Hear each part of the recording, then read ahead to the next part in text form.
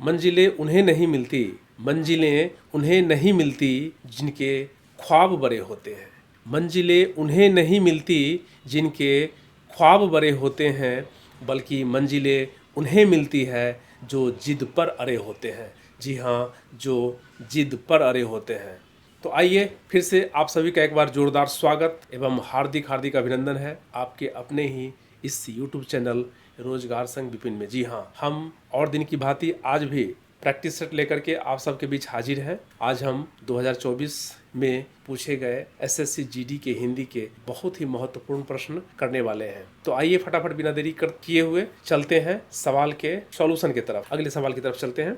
देखिए अगले सवाल में क्या बोला कि रेखांकित भाग के लिए एक सार्थक शब्द ज्ञात कीजिए। जी हाँ, ये भी बिल्कुल उसी तरीके का सवाल है कि जो रेखांकित किसी से लगाव ही नहीं है, किसी से लगाव ही नहीं है, कोई ऐसा व्यक्ति जिसको किसी से लगाव ही नहीं है, उस व्यक्ति को क्या बोलते हैं। जी हाँ, उसी व्यक्ति के बारे में पूछा जा रहा है कि जिसको किसी से कोई लगाव ही नहीं है। ठीक है, तो देखिए विरक्ति का मतलब समझ लेते हैं। इसका मतलब क्या होता है? विरक्ति मतलब उदासी, अप्रसन्नता, अप्रसन्नता। विरक्ति का मतलब ये होता है।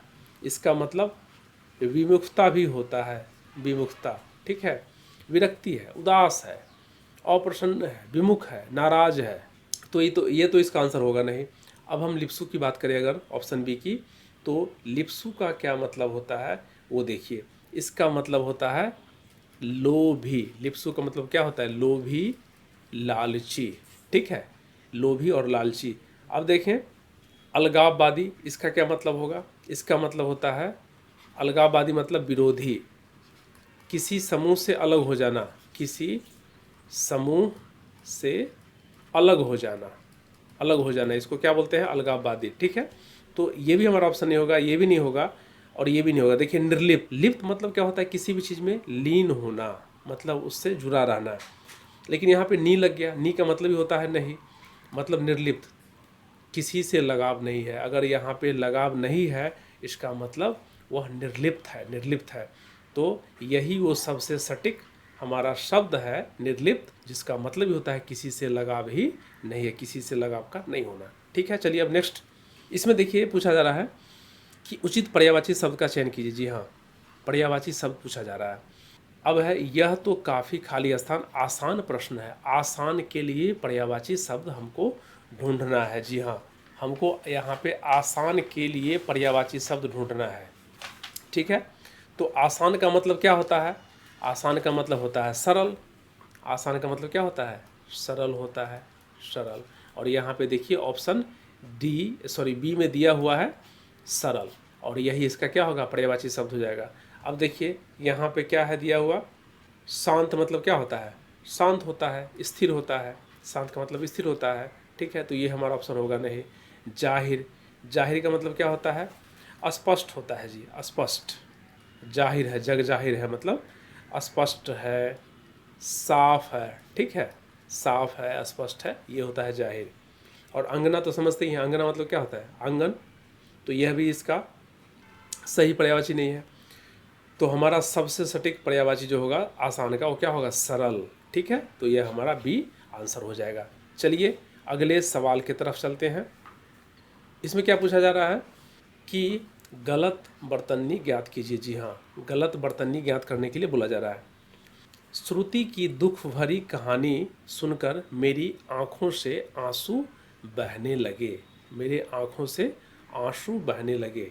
देखिए इसमें ये पूछा जा रहा है कि ये जो पूरे वाक्य दिए गए हैं इसमें कौन सा ऐसा शब्द है जो गलत तरीके से लिखा गया, अशुद्ध रूप में लिखा गया है, वही अपने को पता लगाना है। देखिए कहानी बिल्कुल सही रूप में लिखा गया है, दुख भरी भी सही रूप में लिखा गया है, और ये आँखों भी सही रूप में लिखा गया है। इसका मतलब ये तीनों तो हमारा आंसर नहीं हो सकता। ठीक है, तो अभी इसके आंसर जो बचे वही होंगे। अब हम देख लेते हैं। आंसू यहाँ पर बिल्कुल गलत तरीके से लिखा गया है। आंसू हम कैसे लिखते? आंसू हम इस तरीके से लिखते हैं, तो ये हमारा सही बर्तनी होगा। ठीक है, चलिए अब अगले सवाल की तरफ। इसमें क्या बोल रहा है देखिए, रेखांकित शब्द का तद्भव शब्द ज्ञात कीजिए। जी हाँ, तद्भव शब्द मैंने पहले ही बताया कि संस्कृत के शब्द क्या होते हैं? तत्सम होते हैं। संस्कृत के हूबहू शब्द जो प्रयोग किए जाते हैं वो तत्सम और वही संस्कृत के शब्द जो हिंदी में परिवर्तित करके बोली चाली या लिखने के काम में आते हैं उसको क्या बोलते हैं, तद्भव शब्द, तद्भव। ठीक है। अब देखिए उसकी ग्रीवा में काफ़ी दर्द है। ग्रीवा, यहाँ पे जो रेखांकित शब्द ग्रीवा दिया हुआ है उसी का हमको तद्भव शब्द ज्ञात करना है। ठीक है जी। तो ग्रीवा का मैं बता दूं कि जो तद्भव होता है वो क्या होता है, गर्दन होता है जी, गर्दन। ठीक है। तो ये हमारा ग्रीवा क्या हो गया, तद्भव जो है इसका क्या हो गया, गर्दन हो गया। ठीक है। और ग्रीवा क्या हो गया, तत्सम हो गया, तत्सम हो गया। यहाँ पे पैर, पैर तो समझते ही हैं पैर होता है, ये इसका ऑप्शन नहीं होगा। मुंह, मुंह भी इसका नहीं होगा, मुंह समझते ही हैं। गला, गला भी नहीं होगा। गर्दन और गला अलग अलग चीज़ है। तो जो ग्रीवा का जो सबसे सटीक तद्भव होगा ये क्या होगा, गर्दन होगा। हमारा ऑप्शन बी सटीक आंसर है। चलिए अब अगले, इसमें देखिए बोला जा रहा है कि निम्नलिखित प्रश्न में 4 विकल्पों में से उस विकल्प का चयन कीजिए जो रिक्त स्थानों के लिए सही भाववाचक संज्ञा वाला विकल्प है। सही भाववाचक वाला संज्ञा हमको इससे पता लगाना है कि दीपक ने रंजित के साथ का निर्वाह किया। दीपक ने रंजित के साथ किस चीज़ का निर्वाह किया, यहाँ पे दिया हुआ है खेल का निर्वाह किया। खेल का निर्वाह किया, यहाँ पे सही संबंध नहीं बता रहा, वाक्य में उपयुक्त नहीं बैठ रहा है। दीपक ने रंजित के साथ शत्रु का निर्वाह किया, ना ना ना ना, ये भी सही तरीके से यहाँ पे फिट नहीं बैठ रहा है। दीपक ने रंजित के साथ क्या किया, दिखावे का निर्वाह किया, ये भी यहाँ पे उपयुक्त शब्द नहीं बैठ रहा है। ठीक है। तो अगर हम देखें तो मित्रता, ये तो क्या है, एक तो भाववाचक संज्ञा है, भाववाचक संज्ञा भी है। और अगर हम यहाँ पे मित्रता भर दें तो देखिए क्या होता है कि दीपक ने रंजित के साथ मित्रता का निर्वाह किया। जी हाँ, वह दोस्ती का व्यवहार अपनाया। तो ये बिल्कुल यहाँ पे सबसे सटीक शब्द बैठ रहा है। ठीक है। अब चलते हैं हम अगले सवाल के ऊपर। ये है कि दिए गए कोष्ठक में शब्द के विलोम शब्द का सही विकल्प बताइए। जी हाँ। अब देखिए यहाँ पे क्या है, कर्कश जो शब्द है वह हमारे ब्रैकेट में दिए गए हैं, कोष्ठक में दिए गए हैं। अब इसी शब्द का हमको क्या, विलोम मतलब उल्टा शब्द पता लगाना है। ठीक है। मधुर दिया है, कटु, कठोर और कम। कटु का मतलब क्या होता है, कटु का मतलब क्या होता है, कड़वा होता है। कठोर भी कड़वाई होता है। और कम का मतलब तो कम ही होता है। हाँ, मधुर मतलब क्या होता है, मीठा, मीठा, मृदु। तो अब देखिए कर्कश का मतलब क्या होता है, कर्कश का मतलब भी कठोर ही होता है। कर्कश का मतलब कठोर ही होता है। तो इसका कठोर का जो विलोम शब्द होगा, जो हमारा उल्टा शब्द होगा, क्या होगा, मधुर होगा जी, मधुर। तो हमारा सबसे सटीक आंसर ऑप्शन ए है। ठीक है।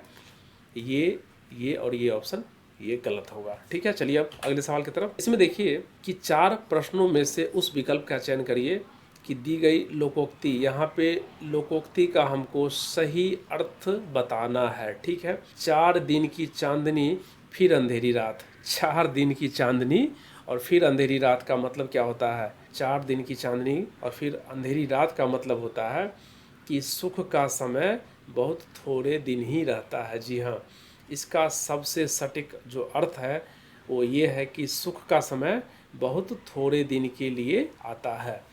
यही होता है इसके 4 दिन की चांदनी फिर अंधेरी रात का मतलब। ठीक है। अब देखिए चुनाव के समय में क्या होता है, नेता लोग बहुत ज़्यादा रोड या कुछ भी चीज़ का निर्माण करने पे ज़्यादा ध्यान देते हैं, लेकिन जैसे ही इलेक्शन ख़त्म हो जाता है उसके बाद क्या होता है, विकास का काम उस तरीके से नहीं दिखता जिस तरीके से उस समय दिखता है। तो कहा जाता है कि ज़्यादा खुश मत हो, ये 4 दिन की चांदनी फिर अंधेरी रात वाली बात हो जाएगी। ठीक है। या फिर हाँ ठीक है, अब अन्य से भिन्न होना ये इसका अर्थ नहीं होगा। मौका निकल जाने पर सहायता के लिए आना ये भी इसका अर्थ नहीं है। और अनुभवी होना ये भी इसका अर्थ नहीं है। तो हमारा सबसे सटीक यही अर्थ होगा। आप इसको वाक्य में किसी भी तरीके से प्रयोग कर सकते हैं। ठीक है। चलिए अगले सवाल की तरफ चलते हैं। यहाँ पे देखिए कहा जा रहा है कि उस वाक्यांश को पहचानिए, उस वाक्यांश को पहचानिए जिसमें क्या हो, अशुद्धि हो। हमको अशुद्धि वाले वाक्यांश की पहचान करनी है। ठीक है। गांव और कस्बों के रूप में और कस्बे शहरों के रूप में विकसित हो रहे हैं और इस प्रकार से अर्थव्यवस्था के क्षेत्रों को भी काफ़ी विकास देखने से मिला है। देखने से मिला, देखिए हमको यहीं पे एरर लग रहा है। देखने से मिला है, ये गलत लग रहा है, ठीक है। और के क्षेत्रों को भी, के क्षेत्रों में भी काफ़ी विकास देखने देखने को, यहाँ पे भी को होगा, ठीक है। और यहाँ पे क्षेत्रों में भी, तो हमारा जो गलत ऑप्शन वाला होगा के क्षेत्रों वाला होगा, ठीक है, ऑप्शन ए, ये हमारा सही आंसर होगा, क्योंकि यहाँ पे क्या अशुद्धि वाला वाक्य पूछा जा रहा है, ठीक है। तो इसके हिसाब से बी, सी और डी क्या होगा, गलत हो जाएगा, क्योंकि ये सभी क्या है, ये सही सही लिखे गए हैं, ठीक है। अब चलिए अगले सवाल की तरफ चलते हैं। यहाँ पे पूछा जा रहा है जी विलोम शब्द, विलोम शब्द ज्ञात करना है आपको, उल्टा शब्द ज्ञात कर रहा है, ठीक है। अब देखिए सौभाग्य, रेखांकित जो है ना वो सौभाग्य को किया, सौभाग्य से किसी को ऐसा घर मिलता है, सौभाग्य से मतलब अच्छे, सौभाग्य मतलब क्या, अच्छे भाग्य से किसी को ऐसा घर मिलता है, ठीक है। इसका विलोम निकालना है। तो भाग्यवान मतलब क्या होता है, भाग्यवान मतलब तो भाग्यशाली होता है, भाग्यशाली। तो ये तो इसका क्या हो गया, पर्यायवाची शब्द हो गया। भावना मतलब क्या होता है, किसी की फीलिंग्स, भावना मतलब क्या हो गया, फीलिंग्स, भाव। तो ये भी जो है ना इसका विलोम शब्द नहीं होगा। भाग्यवती, ये भी भाग्यवती मतलब क्या, भाग्यशाली से ही कहीं ना कहीं संबंध है इसका, भाग्यवती। तो अगर आप देखें तो सौभाग्य, भाग्यवती मतलब क्या, सौभाग्यशाली, इसको आप ये भी लिख सकते हैं, सौभाग्यशाली। तो ये सभी आप भाग्यवती, भाग्यवान, ये सभी क्या है, इसके पर्यायवाची शब्द हैं। इसका मतलब ये तो इसका विलोम बिल्कुल नहीं होगा। तो विलोम क्या होगा, दुर्भाग्य होगा। हमारा आंसर क्या होगा, दुर्भाग्य। सौभाग्य का जो विलोम शब्द होगा वो दुर्भाग्य होगा, जिसका भाग्य अच्छा नहीं हो उसको बोलते हैं दुर्भाग्य, ठीक है। तो हमारा ये और ये गलत हो जाएगा। चलिए अब अगले सवाल की तरफ चलते हैं। इसमें देखिए बोला जा रहा है कि दिए गए मुहावरे के सर्वश्रेष्ठ अर्थ का पता लगाइए। अंग अंग टूटना, जी हाँ, अंग अंग टूटना एक मुहावरा है, उसके सही सही अर्थ को हमें बताना है। चोट लगना, न जीना, चोट लगना अंग अंग टूटने के सही अर्थ में नहीं है। पैर में दर्द होना, ये भी सही नहीं है। थकावट से शरीर में दर्द होना, जी हाँ, अंग अंग टूटने का मतलब है कि थकावट इतना हो जाना कि इससे शरीर में दर्द होना। तो ये हमारा सबसे सही ऑप्शन आंसर वाला है, ठीक है। शरीर में चोट लगने के संबंध में ये नहीं दिया गया है। तो सबसे जो सटीक होगा हमारा ऑप्शन सी, अंग अंग टूटना। अब इसको लिख सकते हैं कि मोहन कार्यक्रम में बहुत ज़्यादा परिश्रम किया जिसके कारण उसके अंग अंग टूट गए, ठीक है। मतलब थकान से बिल्कुल चूर चूर हो गया कौन, मोहन। चलिए अगले सवाल की तरफ चलते हैं। यहाँ पे देखिए कि दिए गए शब्द के विलोम शब्द का सही सही पता लगा रहा है। विलोम शब्द, जी हाँ, विलोम शब्द का पता लगाना है, किसका, कोष्टक में दिए गए शब्द का। कोष्टक में क्या दिया है, दुर्भावना, जी हाँ, ये दुर्भावना एक शब्द दिया हुआ है। दुर्भावना मतलब किसी के प्रति सही भावना का नहीं होना, दुर्भावना, गलत भावना, किसी का अहित सोचने वाला वैसा भावना दुर्भावना कहलाता है। इसका विलोम शब्द, तो इसका विलोम क्या होगा, इसका विलोम होगा अच्छा भावना, सद्भावना। ये हमारा इसका विलोम हो जाएगा सद्भावना, अच्छी भावना, हाँ, किसी के साथ अच्छी भावना। और ये जो दुर्भावना है ना, गलत भावना, इसका मतलब गलत भावना होता है। विकृत नहीं होगा इसका।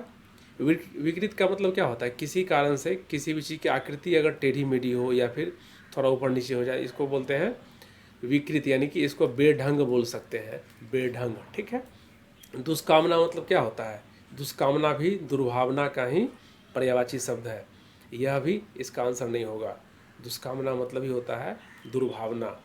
और सद्भावना, देखिए और लग गया मतलब नहीं, सद्भावना की भाव जिसके अंदर न हो, जहाँ पे नहीं लग गया, तो ये भी कहीं ना कहीं दुर्भावना का ही सेंस बताता है। इसका मतलब ये हुआ कि ये सब क्या है, ये जो है ना हमारे इसी दुर्भावना के पर्यायवाची शब्द हैं। तो इसका जो विलोम होगा वो क्या होगा, अच्छी भावना वाला सद्भावना होगा, ठीक है। अब चलिए अगले सवाल की तरफ चलते हैं।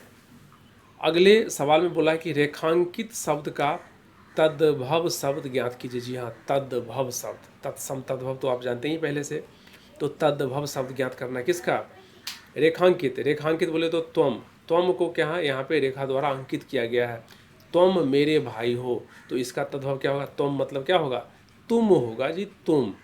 त्वम, यह क्या हो गया? त्वम हो गया तत्सम, त्वम तत्सम। और ये क्या हो गया? तद्भव, तत्सम तद्भव। ठीक है, तो तुम हमारा सबसे सही सटीक तद्भव का वाला आंसर होगा। तुझसे नहीं होगा, मैं भी नहीं होगा और तुझे भी नहीं होगा। ठीक है, चलिए अब अगले सवाल की तरफ। अब आइए देखिए यहाँ पे क्या बोला जा रहा है कि 4 विकल्पों में से उस विकल्प का चयन करिए जो रिक्त स्थान के लिए सही स्त्रीलिंग वाला। जी हाँ, यहाँ पे स्त्रीलिंग और वो भी सही सही होना चाहिए, वैसा यहाँ पे फिल इन द ब्लैंक्स करना है। आप देखिए हम क्या करेंगे कि वाक्य में उस चीज़ को बैठा बैठा के देखेंगे, रख के देखेंगे कि सही सार्थक वाक्य बन रहा है कि नहीं। कल सभी उस लड़के की खाली स्थान कर रहे थे। कल सभी उस लड़के की खाली स्थान कर रहे थे, सभा कर रहे थे। सभा, एक लड़के की सभा कैसे करेंगे? ये तो होगा नहीं, यह बिल्कुल अस्पष्ट अर्थ दिखा रहा है। कल सभी उस लड़के की कुशल कर रहे थे, कुशल मंगल। कुशल मंगल क्या? कुशल कर रहे थे, यह भी यहाँ पे उपयुक्त शब्द नहीं लग रहा है। अब देखिए, कल सभी उस लड़के की खुलासा कर रहे थे, यह भी यहाँ पे सटीक शब्द सही अर्थ नहीं दे रहा है। तो यहाँ पे जो स्त्रीलिंग वाला होगा, देखिए प्रशंसा बचा, ये हमारा आंसर होगा। यह एक तो स्त्रीलिंग है, ठीक है, यह एक तो स्त्रीलिंग शब्द है। और अगर हम देखें पूरे वाक्य में बैठा करके कि कल सभी उस लड़के की क्या कर रहे थे? प्रशंसा कर रहे थे, प्रशंसा कर, यह वाक्य बिल्कुल सटीक अर्थ दे रहा है, इसलिए हमारा आंसर क्या होगा? प्रशंसा होगा। चलिए अब अगले सवाल की तरफ चलते हैं। दिए गए वाक्य में उचित पर्यायवाची शब्द का चयन करिए। ठीक है, पर्यायवाची शब्द तो आप जानते ही हैं, समानार्थी शब्द, समानार्थी, समानार्थी, सिनोनिम, सिनोनिम्स। ठीक है, अब देखिए राजासन पर बैठते ही वह बदल गया। हाँ, राजासन पर, इसी राजासन का पर्यायवाची शब्द निकालना है। ठीक है, तो राजासन का मतलब क्या होता है? राजासन का मतलब क्या होता है? सिंहासन होता है जी। राजासन क्या बोलते हैं? सिंहासन को बोलते हैं। मतलब दोनों का मतलब क्या होता है? लगभग समान ही होता है।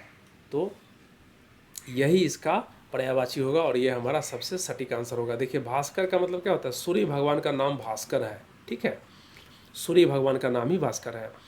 मनोहर मतलब क्या होता है? सुंदर। मनोहर का मतलब सुंदर, आकर्षक। मनोहर का मतलब सुंदर, आकर्षक। सुगमता, सुगमता मतलब क्या? जो आसान हो, आसानी से, आसान, आसान होना। सुगमता मतलब आसान होना, सहज होना, सरल होना, है ना, इसको बोलते हैं सुगम। तो यह भी हमारा इसका पर्यायवाची नहीं हो सकता, मनोहर भी नहीं हो सकता, भास्कर भी नहीं हो सकता। तो हमारा जो सबसे सटीक है राजासन का, वह क्या होगा? सिंहासन होगा। ठीक है, अब चलिए अगले सवाल की तरफ चलते हैं। देखिए अब यहाँ पे देखिए 16 से 20 तक यहाँ पे एक गद्यांश दिया गया है, एक कहानी का अंश दिया गया है। हमको इसको पढ़ करके 5 सवाल के सही सही आंसर करने हैं। ठीक है, तो आइए सबसे पहले हम जल्दी इसको पढ़ करके समझ लेते हैं। वन प्राणियों के लिए कितने आवश्यक हैं ये सभी को पता है। कहा भी गया है कि वन ही जीवन है। इतना समझने के बावजूद भी दिन प्रतिदिन वनों की खाली स्थान कटाई होती है। यह समस्या दिन प्रतिदिन खाली स्थान रूप धारण करती जा रही है।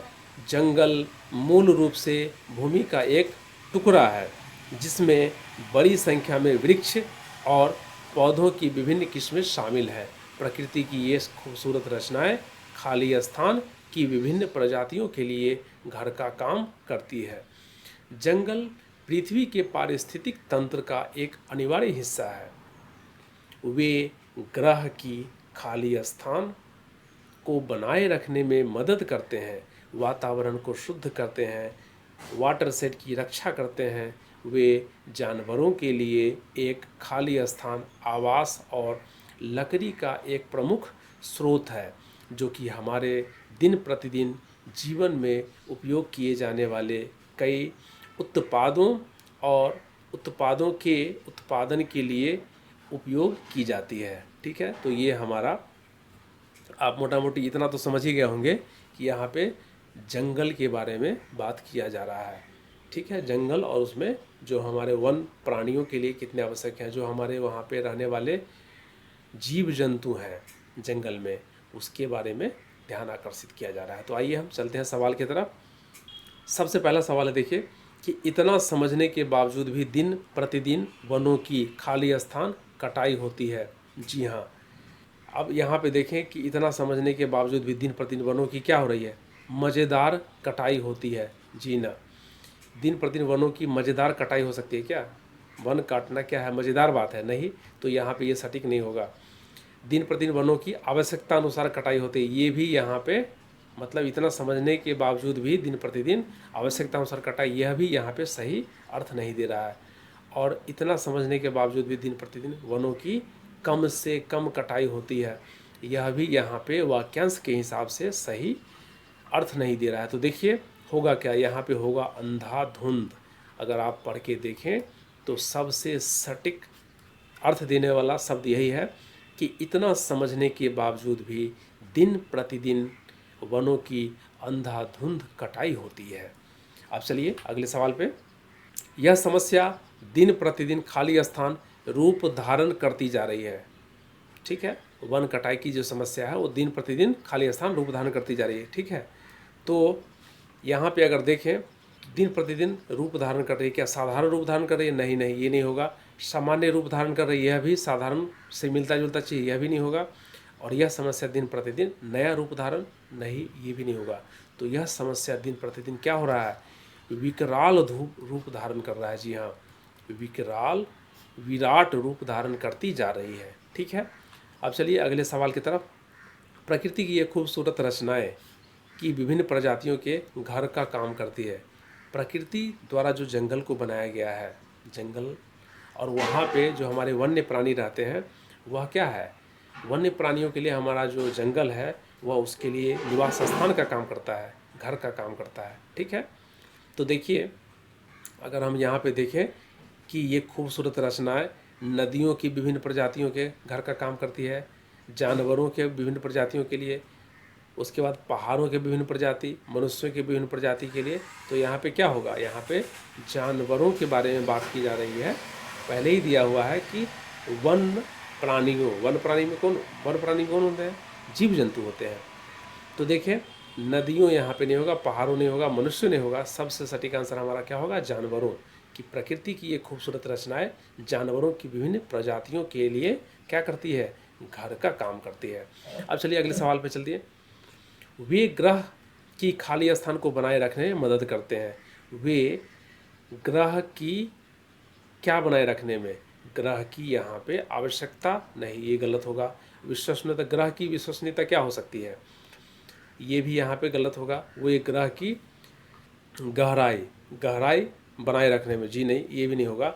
वे ग्रह की जलवायु को बनाए रखने में मदद करते हैं, यहाँ पे क्या हो जाएगा, जलवायु, यहाँ पे जलवायु हो जाएगा कि वे ग्रह की जलवायु को बनाए रखने में मदद करते हैं। ठीक है, हमारा सटीक आंसर जलवायु होगा यहाँ पे।